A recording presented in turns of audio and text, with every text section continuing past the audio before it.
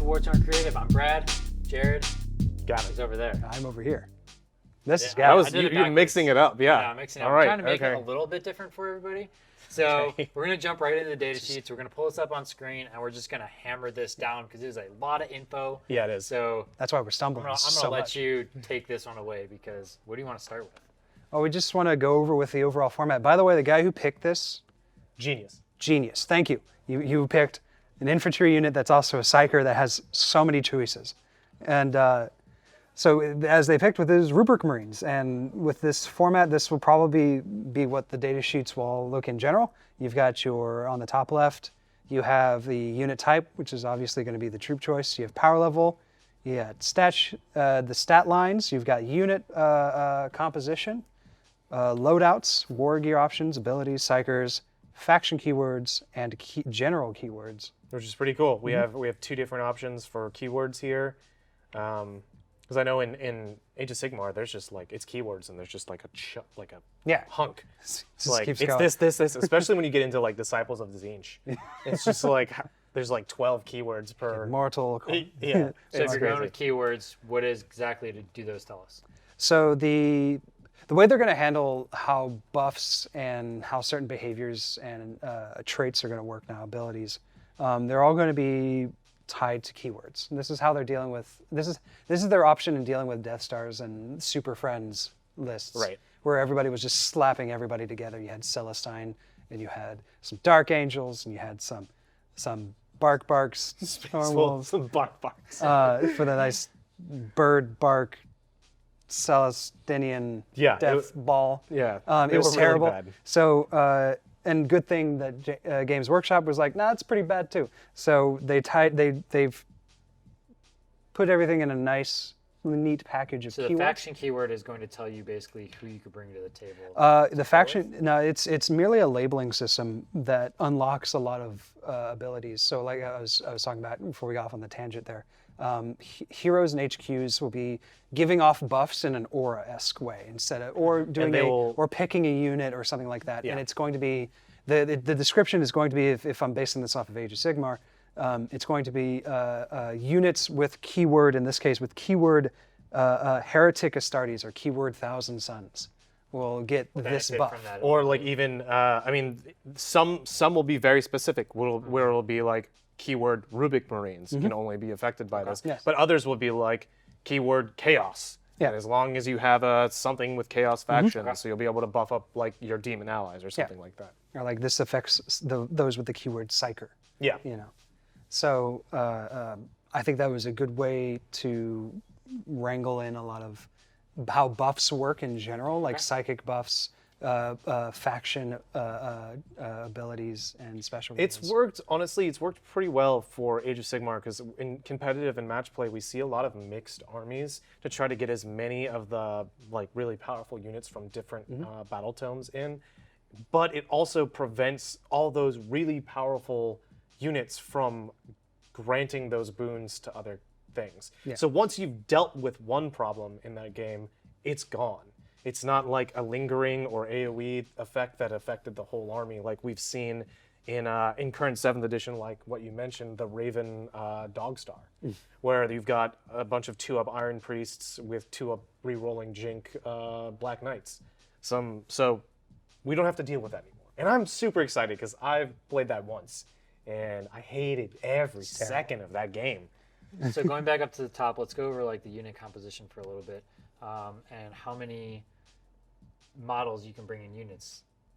So this talks about unit composition. In this case, it says 1 aspiring sorcerer and 4 rubric marines base.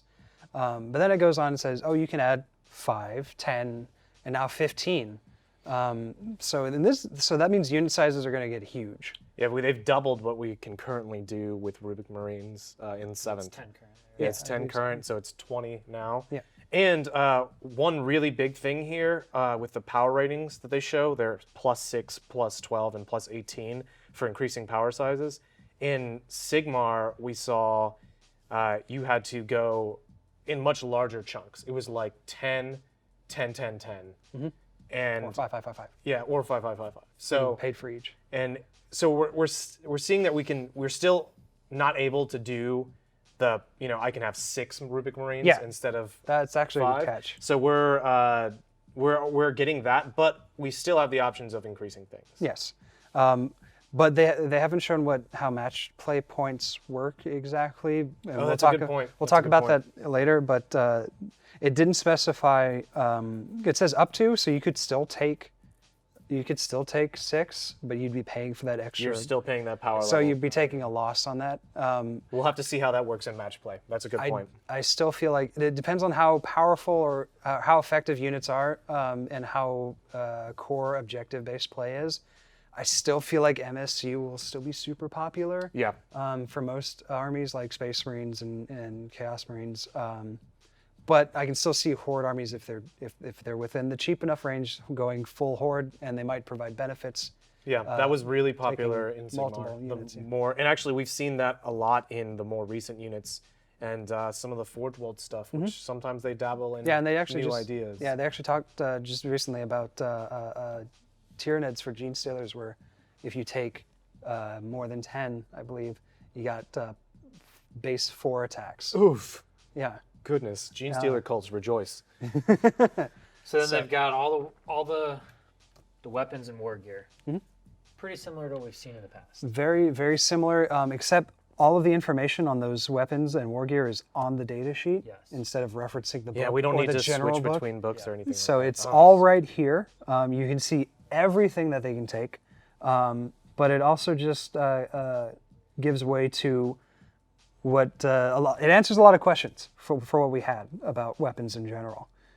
First off, the hand flamers, like this warp flame pistol. We were all talking about how that we thought originally when we saw the standard flamer doing D6 hits, we were talking about maybe hand flamers being D3. Yeah, but doesn't look like it. It is pistol D6. And that's really cool. I like that the type is a pistol. Yeah. Oh yeah. You know. Which means you can also fire it in close combat, which in is the even shooting phase, scarier. yeah. Like, So can you imagine that in the shooting phase? Seraphims Just are like, going to be Seraphims are just going to be roasted. yeah, I think not Dark Angels, Blood Angels have the option of hand flamers and hand meltas as well. So I feel like some of these armies that had these more flame-oriented kind of builds are probably going to start leaning really heavily on that. Yep.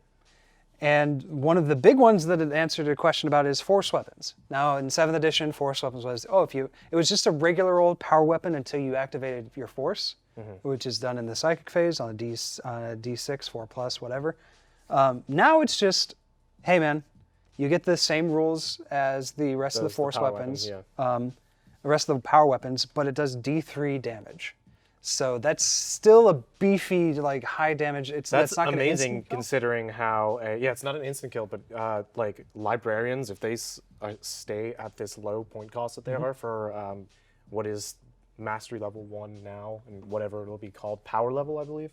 It actually didn't specify what the psychic power level is, but Yeah, so they managed to get around that in this data sheet, but what we're going to see is now we have librarians and other force weapon wielders doing potentially a lot more damage. Can you imagine Grey Knights, a whole squad of force weapons going in, and you're rolling I cannot wait to see the profile in the halberd.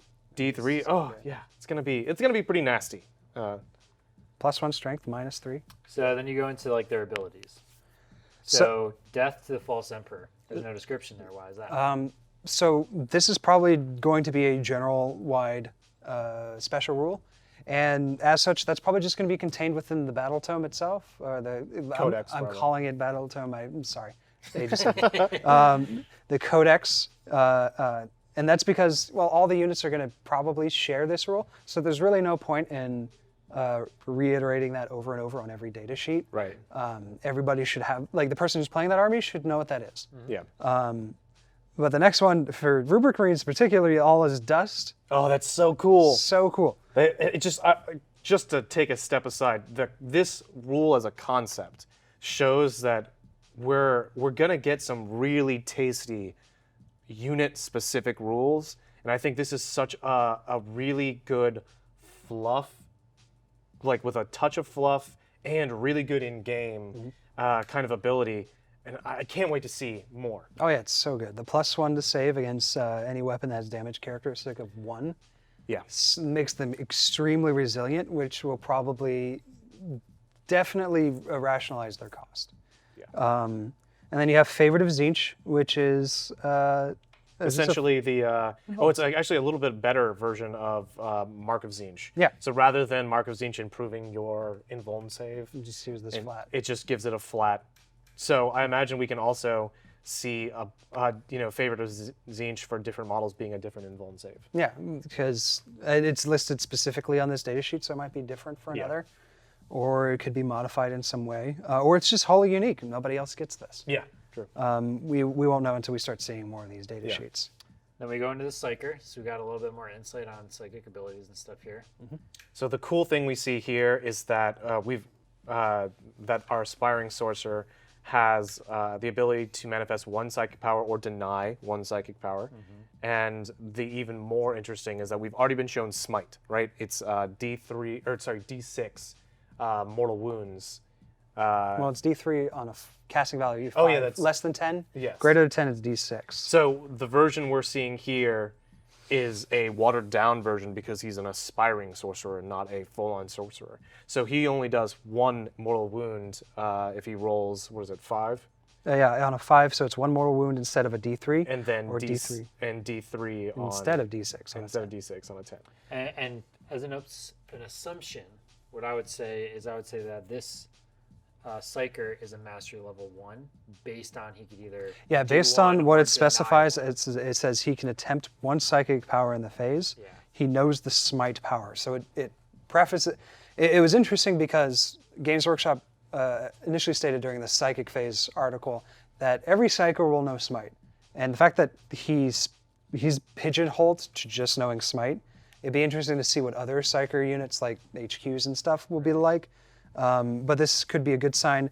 But to chime in about the one mortal wound, the watered down, I think that is they still want to do the whole psychic brotherhood stuff, like multiple psychers in an army, but they didn't want, because when everybody was reading the psychic stuff and they saw smite, it was like, I could just churn out D3 or D6 mortal wounds especially for days. what is it? There's you play some pink horrors. Yeah, just like tons of squads of pink horrors. So the answer for that, I expect a lot of units that were considered Brotherhood of Psychers, like Grey Knights or Pink Horrors, to get a watered down version. To get this version of Smite, so that it's not as obnoxious or overpowered. I feel like after seeing Smite, you could build an army just around the ability to just churn out D3 to D6 mortal wounds.